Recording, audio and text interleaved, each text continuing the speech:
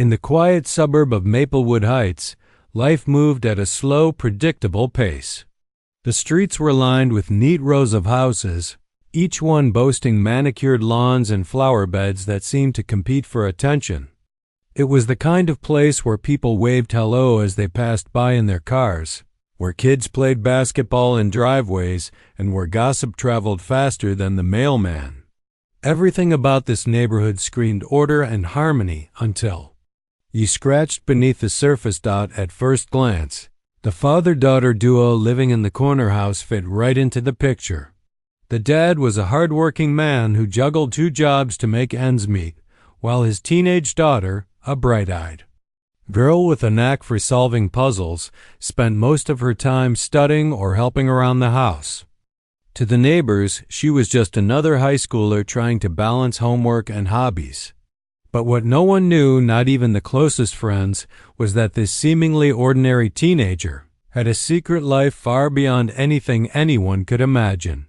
Unbeknownst to the residents of Maplewood Heights, the young girl had been recruited by the FBI. At only 16, she had caught the agency's eye during a national competition designed to test problem-solving skills under pressure. Her sharp mind, quick thinking, and ability to stay calm in chaotic situations made her stand out. Before long, she found herself part of a top-secret program aimed at tackling threats hidden within suburban communities. Her mission? To gather intel on underground networks operating quietly among unsuspecting families. And she was good at it, too good. In fact, one sunny afternoon, the air buzzed with the sounds of chirping birds and distant laughter from children playing nearby. In the backyard of their modest home, the girl was practicing her aim with a BB gun. It wasn't anything fancy, just a small, harmless rifle meant for target practice, but it helped her hone her focus and precision. Her dad watched from the porch, sipping coffee and enjoying the peaceful moment. He didn't think much of it. After all, plenty of kids practice shooting sports in their backyards. What he didn't realize was that every shot she took was more than just practice. It was preparation for something much bigger. That's when trouble arrived. A shiny white SUV pulled up to the curb outside their house, its tires crunching against the gravel. Out stepped 3 men wearing matching khaki uniforms emblazoned with the letters HOA across the chest. They weren't real cops, but they acted like it. These were the self-appointed enforcers of the Homeowners Association, tasked with ensuring everyone followed the strict rules that kept Maplewood Heights looking perfect. Leading the group was a tall, imposing figure with a clipboard in one hand and a holstered handgun strapped to his hip. His name badge read Greg, though most people called him the rule guy behind his back because of how seriously he took his job. Greg marched toward the yard, his face set in a scowl. "What's going on here?" he demanded, pointing at the BB gun in the girl's hands. She lowered the weapon immediately, surprised by his sudden appearance. "Just practicing," she replied calmly, meeting his gaze without flinching. "This is a violation of HOA regulations." Greg snapped, consulting his clipboard as if it held the answers to life's greatest mysteries. "No dangerous activities allowed on residential property." The girl raised an eyebrow. "Dangerous? A BB gun?" She resisted the urge to laugh.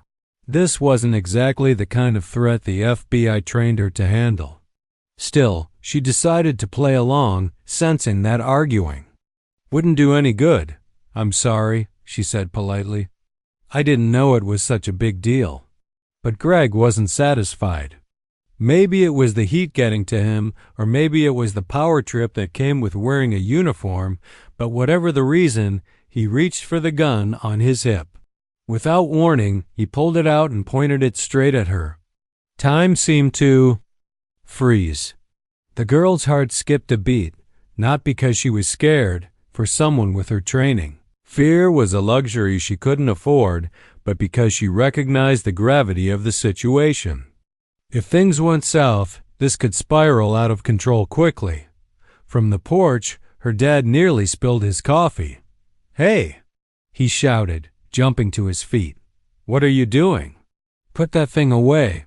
Greg ignored him, his eyes locked on the girl. "You're coming with me," he growled, his voice low and menacing. For a split second, it looked like the situation might escalate further.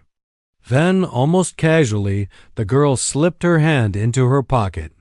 With a flick of her thumb, she activated a tiny device hidden there. Within moments, the sound of tires screeching broke the tension.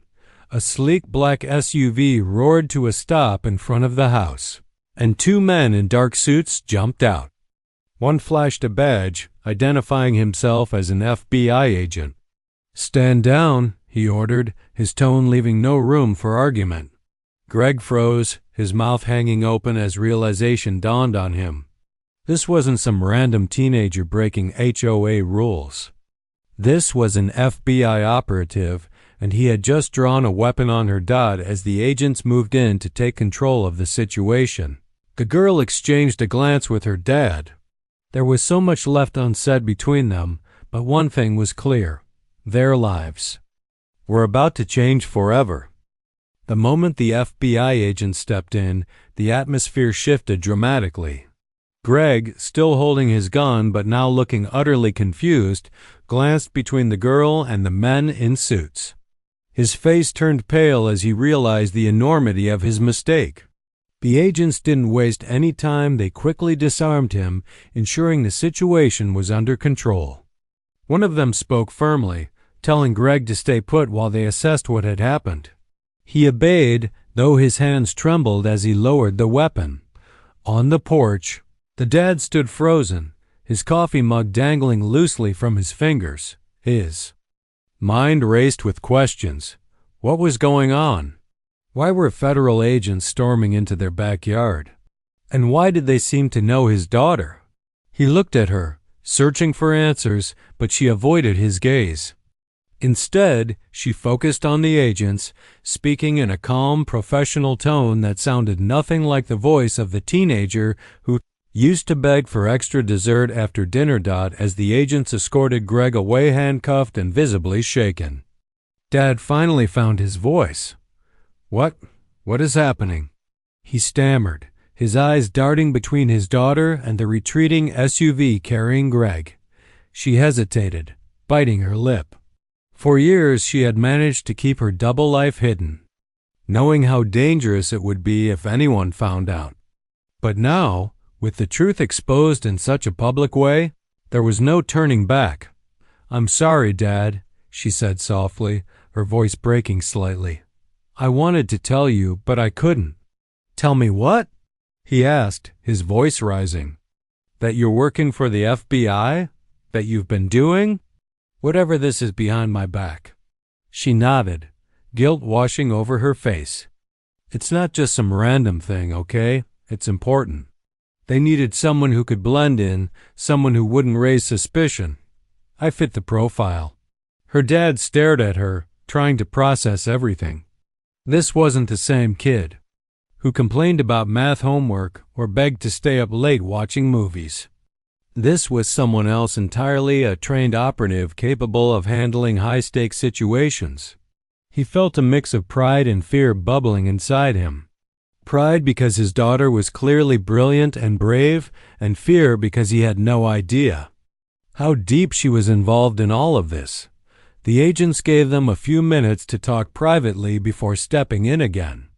One of them, a tall man with sharp features and a no-nonsense demeanor, explained the basics of her mission. "Your daughter has been part of an undercover operation targeting criminal networks operating within suburban neighborhoods." He sighed. These groups used places like Maplewood Heights as fronts for illegal activities. Her role has been critical in gathering intelligence. The dad listened intently, his expression shifting from shock to disbelief. "You mean criminals are living here, in our neighborhood?" The agent nodded. "Exactly.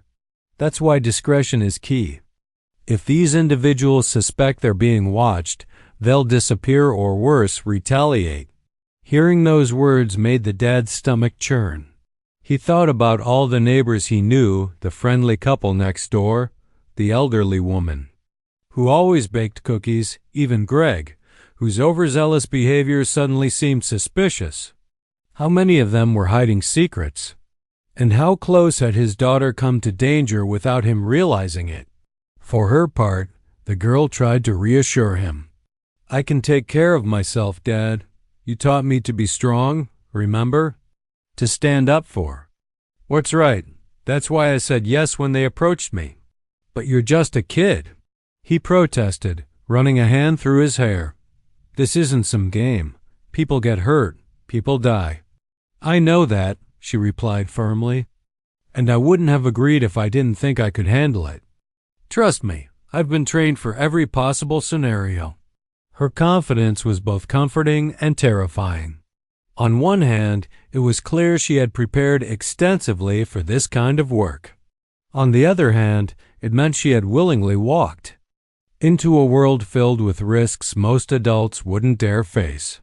The dad couldn't help but wonder, had he raised her to be too independent, too fearless? Or was this just who she was destined to become? While father and daughter hashed things out, Greg was being questioned at the local police station. News of his arrest spread quickly through the neighborhood, sparking a flurry of whispers and speculation. Some residents defended him, saying he was only doing his job as an HOA enforcer. Others criticized his actions, calling them reckless and unnecessary.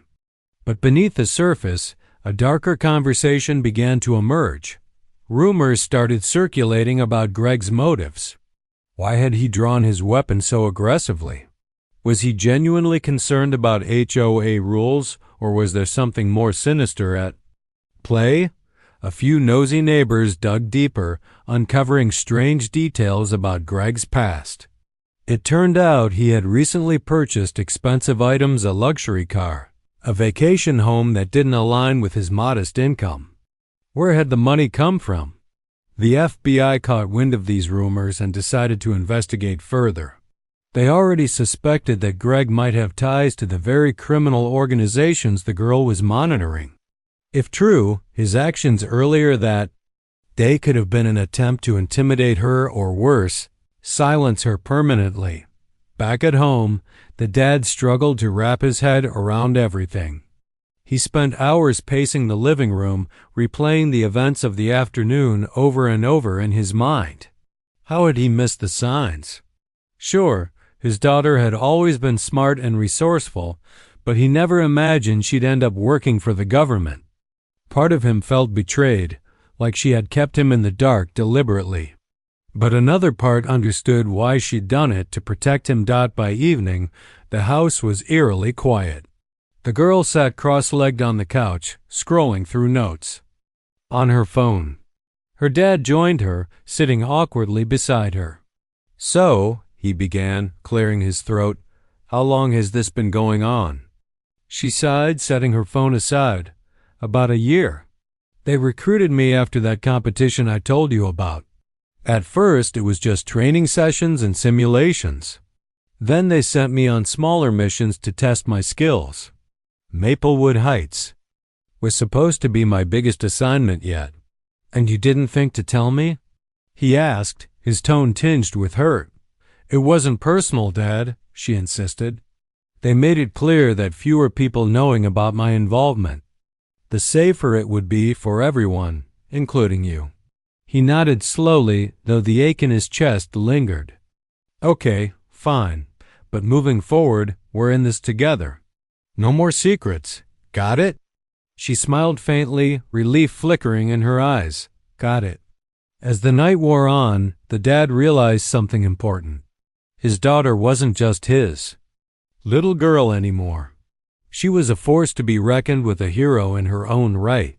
And while the road ahead promised challenges, he vowed to support her every step of the way. After all, family came first, even in the shadowy world of espionage. The days following the incident felt like a whirlwind for the dad and his daughter. Life in Maplewood Heights had always been predictable, but now it seemed like everything was spinning out of control. The neighborhood buzzed with gossip about Greg's arrest, and while some residents sympathized with him, others began to question whether he had crossed a line. Meanwhile, the girl continued her mission, diving deeper into the tangled web of secrets that lay beneath the surface of their quiet suburb. For the dad, sleep became elusive. Every time he closed his eyes, he replayed the scene in his mind. Greg pulling out his gun, the agent storming in, and his daughter standing there calm, composed and ready to face whatever came next. He couldn't shake the image of her as she was led away by the FBI team for debriefing later that evening. She wasn't just his little girl anymore. She was someone else entirely. Someone capable of handling danger without batting an eyelash. But that realization didn't bring him peace, it brought fear. Fear for her safety, fear of the unknown, and fear that one day she might walk out the door and never come back. He tried to push those thoughts aside, reminding himself that she was trained for this. Still, it gnawed at him. How could he protect her when she was willingly stepping into harm's way? One morning, after a restless night, the dad decided enough was enough. If he couldn't stop her from doing what she believed was right, then he would do everything in his power to keep her safe. He called the FBI agents assigned to oversee her mission and requested a meeting. They agreed, and within hours, he found himself sitting across from them in a nondescript office downtown. "I need to understand what I'm dealing with here," he told them bluntly. "Who exactly are we talking about? What kind of people are operating in our neighborhood?" The lead agent leaned forward, his expression serious. "We're looking at organized crime networks," he explained. "These groups use suburban areas like Maplewood Heights as fronts for illegal activities, money laundering, human trafficking, drug distribution. They blend in, posing as ordinary families or community leaders. That's why your daughter's role is so critical. She can move through these circles without raising suspicion." The dad swallowed hard. Human trafficking, drug distribution. These weren't words you expected to hear about your own neighborhood. It made him sick to think that his daughter had been navigating such a dangerous world on her own. How close has she gotten to these people? He asked, his voice barely above a whisper. "Close enough to gather valuable intel," the agent replied, "but not close enough to put herself in immediate danger, at least, not yet." That last part hit him like a punch to the gut.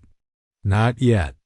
Those two words haunted him as he drove home, replaying the conversation over and over in his head. By the time he walked through the front door, he had made up his mind. He wouldn't sit idly by while his daughter risked her life. If she was going to fight this battle, then he would stand beside her, even if it meant stepping into unfamiliar territory. When the girl returned home later that evening, she found her dad hunched over the kitchen table, surrounded by papers and blueprints. At first glance, it looked like he was planning a home renovation project. But as she got closer, she realized what he was actually doing. Maps of the neighborhood, notes on suspected individuals, and sketches of security systems littered the surface. "What's all this?" she asked, raising an eyebrow. "This," he said, tapping one of the maps, "is how we're going to keep you safe, and maybe help you catch these guys faster." She stared at him, stunned. "Dad, you don't have to." "Yes, I do," he interrupted firmly. "You've been carrying this weight alone for too long. From now on, you're not doing this by yourself. We're a team." Her throat tightened as she looked at him. For years, she had kept her double life hidden because she thought it would be easier that way. Easier for him, easier for everyone. But seeing him pour his energy into helping her, despite his fear, made her realize she didn't have to shoulder the burden alone anymore. Maybe, just maybe, having him involved would make things better, not worse. Over the next few days, they worked together, combining her training and insights with his resourcefulness. He installed cameras around the house, upgraded the locks, and even set up a panic room in the basement.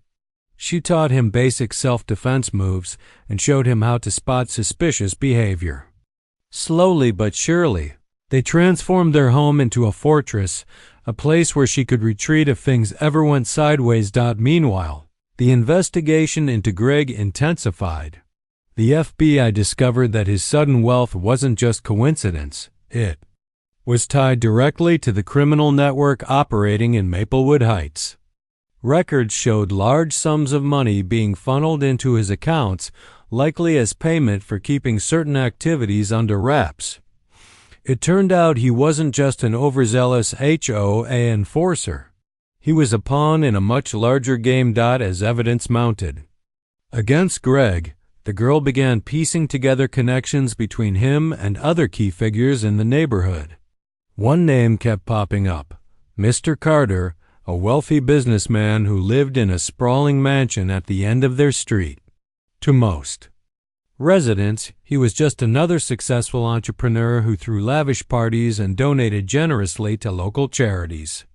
But to the girl, he was starting to look like something else entirely, a potential mastermind pulling strings from behind the scenes. Late one night, she sat in her room, poring over files and photos spread across her desk. Her dad knocked softly. Before peeking his head in, "Still working?" he asked. "Yeah," she replied, rubbing her temples. "There's something about Mr. Carter. I can't quite put my finger on it, but he's connected." "I know it." Her dad stepped inside, pulling up a chair beside her. "What do you need to prove it?" "That's the tricky part," she admitted. "He's careful. Too careful. Everything he does is legal on paper. But if we dig deep enough, we'll find cracks in his story."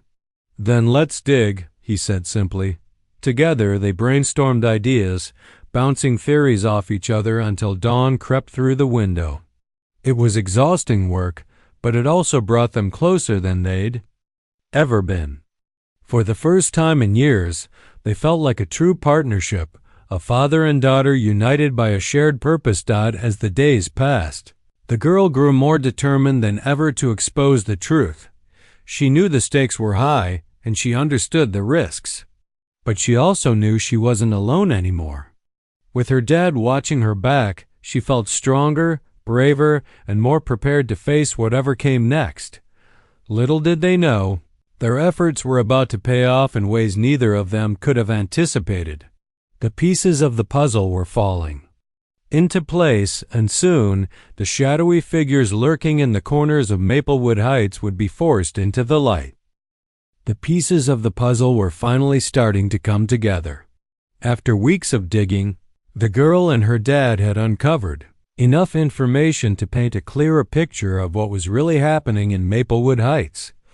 It wasn't just Greg or Mr. Carter acting alone. There was an entire network of people working together, using their suburban paradise as a front for illegal activities. The deeper they went, the more dangerous things became. One evening, the girl sat at the kitchen table with her laptop open, scrolling through pages of financial records, property deeds, and intercepted communications. Her dad hovered nearby, brewing another pot of coffee. Neither of them had slept much lately, but exhaustion didn't matter. They were on the verge of something big, and both knew it. "Look at this," she said suddenly, pointing to a document on the screen. "Mr. Carter recently bought 3 vacant houses on Pine Street. Officially, he says it's for community development projects, but none of those properties have been touched since he purchased them." Her dad frowned, leaning closer. "What do you think they're really for?" She tapped the screen thoughtfully. "My guess? Safe houses. Places to store goods, or worse, people without drawing attention. We need eyes inside those properties." "But how?" her dad asked. "You can't exactly knock on the door and ask for a tour." A slow smile spread across her face. "We don't need to. I've got an idea." The next morning, the neighborhood buzzed with excitement about the upcoming summer festival, a yearly event that brought everyone together for food stalls, games, and fireworks. This year, the festival was being held at the park near Pine Street, which made it the perfect opportunity for the girl to put her plan into action. She had volunteered to help organize the event, claiming she wanted to earn extra credit for school. In reality, it gave her access to areas she wouldn't normally be able to reach. While most residents were busy setting up booths and decorating the park, the girl slipped away unnoticed. Dressed casually in jeans and a hoodie, she strolled down Pine Street, carrying a clipboard and pretending to take notes. When she reached one of the suspicious houses, she paused, glancing around to make sure no one was watching. Then, with practiced ease, she planted a tiny tracking device under the edge of the porch railing. It was small enough to go unnoticed, but powerful enough to transmit signals back to the FBI's monitoring system. As she walked away, her heart raced. This was risky, even for someone with her training. If anyone caught her snooping, it could blow her cover completely. But she pushed the thought aside, reminding herself why she was doing this. Every step she took brought her closer to exposing the truth and protecting her community. By the time she returned to the festival, the place was alive with laughter and music. Families milled about, kids ran around with cotton candy stuck to their faces, and the smell of grilled burgers filled the air. To anyone else, it looked like just another fun day in Maplewood Heights. But for the girl, it felt surreal, like walking through two different worlds at once. On the surface, everything seemed normal. Beneath it, danger lurked around every corner. Her dad spotted her from across the park and waved her over. He was manning a lemonade stand alongside some other parents, though his real job was keeping an eye on her. "How'd it go?" he whispered. As she approached, "Perfect," she replied, grabbing a cup of lemonade to blend in. "Now we wait." Back at headquarters, the FBI team monitored the tracking devices closely. Within hours, activity started showing up at the houses on Pine Street.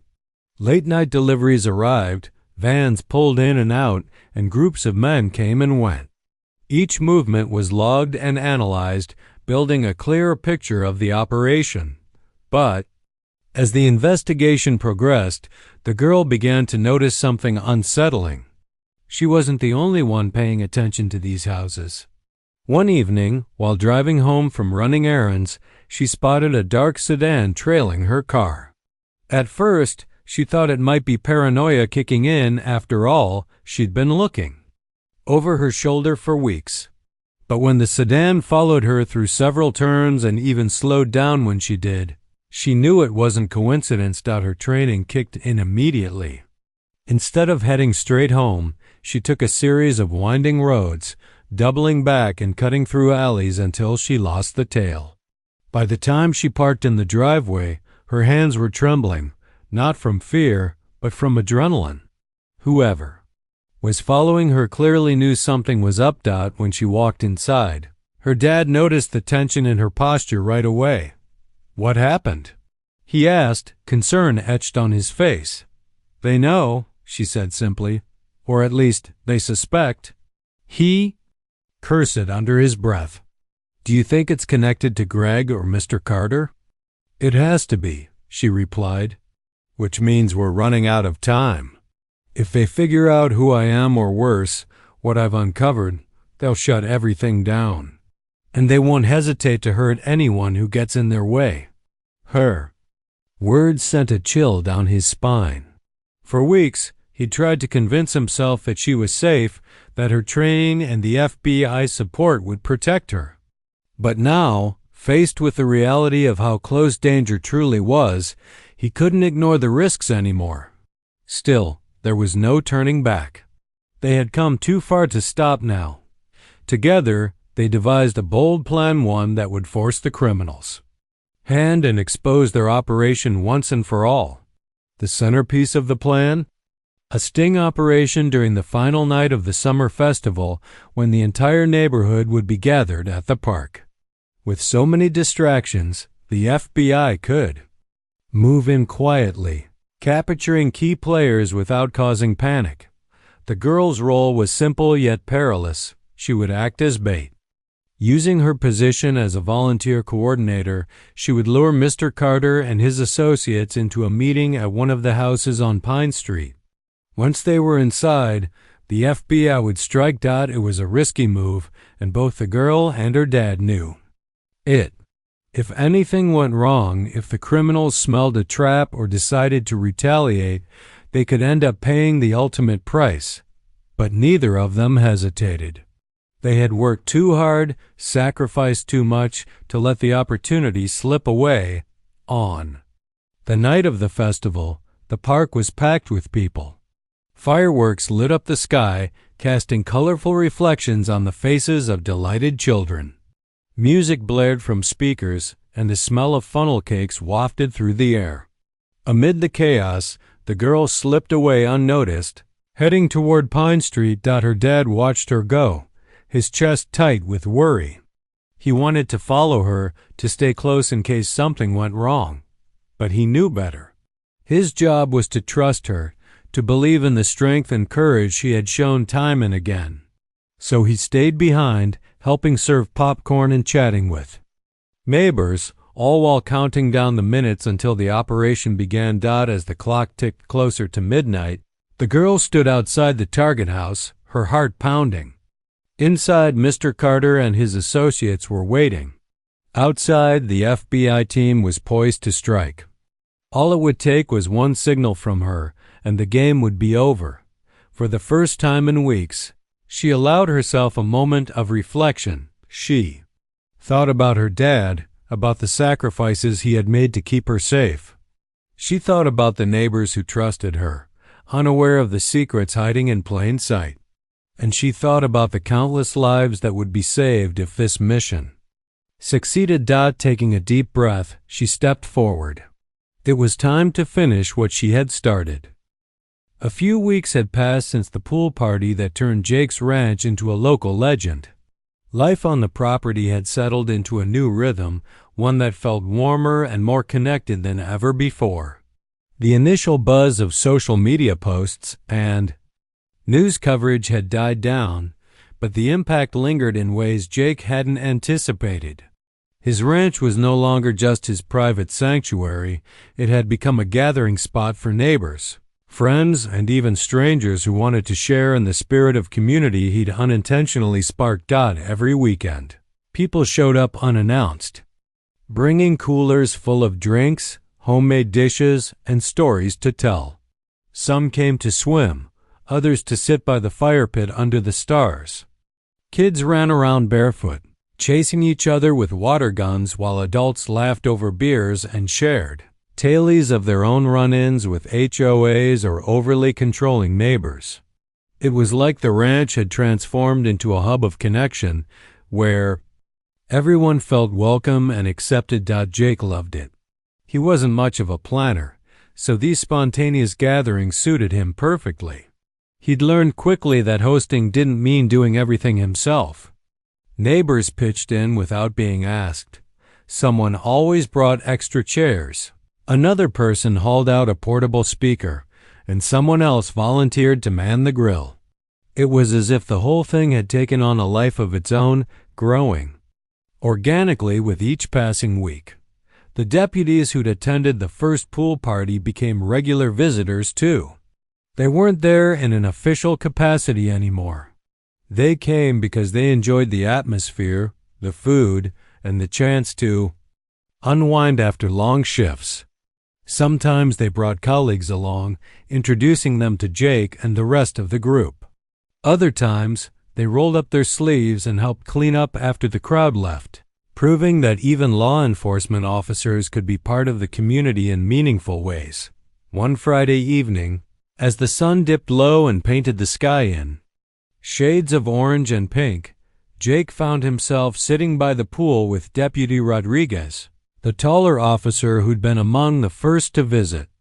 A gentle breeze carried the scent of grilled burgers and fresh-cut grass, and the sound of laughter filled the air. "You know," Rodriguez said, leaning back in his chair, "I've been thinking about this place a lot lately, It's kind of amazing how something as simple as a pool can bring people together. Jake nodded, taking a sip of his beer. Yeah, I never expected any of this when I bought it. Figured it'd just be me floating around out here on lazy afternoons. Rodriguez chuckled. Well, turns out you're better at throwing parties than you thought. You should consider running for mayor or something. Jake laughed, waving off the suggestion. Nah, I'm happy right where I am. No politics for me. But seriously, I think what makes this work is that nobody's trying to control anything. People come here because they want to, not because they have to. There's no agenda, no rules, just good vibes. Rodriguez nodded thoughtfully. That's rare these days. Most places feel like they're micromanaged to death. It's refreshing to see something different. Their conversation drifted to lighter topics, upcoming holidays, favorite fishing spots, and whether the local football team stood a chance this season. As they talked, Jake glanced around at the scene unfolding around them.